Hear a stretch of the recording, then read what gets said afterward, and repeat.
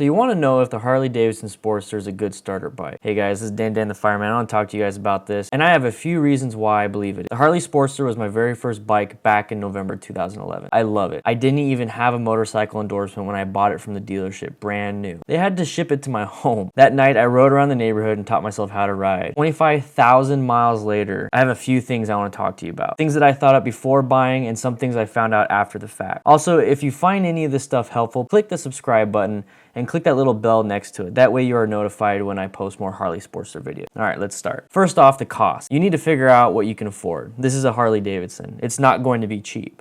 New versus used, that does play a small difference here, but not where you expect it. Used Sportsters will be cheaper, yes, but since this will be your first bike, you won't mind dropping. Yes, you will drop your first bike. These things are heavy. So with this being used, you won't mind adding another scratch to the paint. That is where a used bike really excels. Maintenance is often ignored when it comes to motorcycles, especially the cost from a Harley dealership.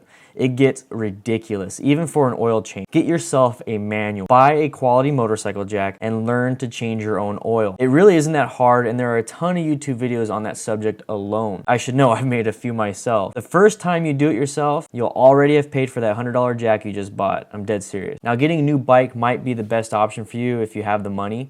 You can get what you want, and that includes newer technology, like ABS or the new Roadster Sportster. The new Roadster comes with a ton of new features that most Sportsters don't have. Inverted shocks, to name one. New bikes might also come with dealer incentives and might be easier to finance. Also look into insurance. I didn't really think of that when I got my bike. Sport bikes are usually pretty expensive compared to Sportsters in terms of rates, but shop around. Just like buying a new car, do your homework. So number 2, style and how you ride. Do you plan on going out of town a lot? Do you want to carve up some mountains?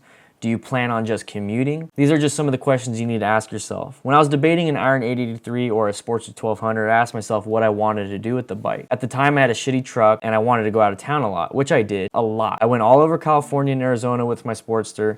The 1200 engine performed amazing at interstate speed. I don't think the 883 would have performed that well at interstate speeds, so I think I made a great choice with what I wanted. The Sportster is comfy for these long trips, and I feel as though I had what I needed in town. The great thing about Sportsters is the fact that you can customize them however you want. If you like the ape hanger with forward controls look, awesome. You can easily do that with the Sportster. How about a cafe Sportster, a Sportster Scrambler, a Sportster Bobber? All achievable with just a few modifications. By the way, yes, you can carve up mountains with a Sportster. Don't let anyone tell you otherwise. Matt and I have done it many times. One thing you need to consider is your height and weight. Let's say you're a really big boy, height and weight wise. You will probably need forward controls and an upgraded suspension. You have long legs and you weigh a little bit more. Also be aware that you might look huge on a Sportster compared to what I look like. I'm 5'6" and I can easily flat foot the stock Sportster suspension. With my upgraded progressive 412 13.5-inch shock, it is tippy toe time for me. So if you're big, be aware that the stock Sportster might turn you, but you can upgrade and make the Sportster fit your needs. I will recommend the Harley 48 or Roadster for you. The 48 comes with forward controls and the Roadster comes with an upgraded suspension.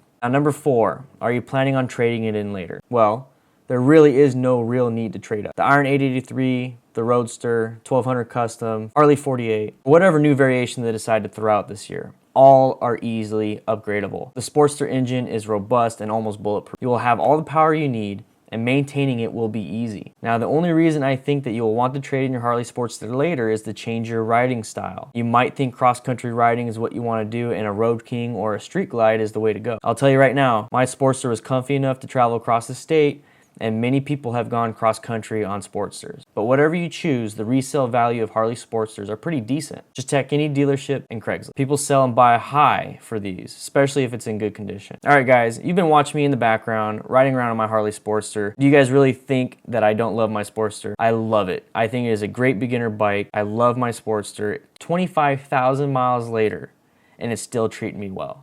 I can't think of any other bike I'd want right now. The memories I have of this bike and my travels will always be with me. Well, I hope you guys all enjoyed it. You guys all ride safe and you all be good. I'll see you guys later.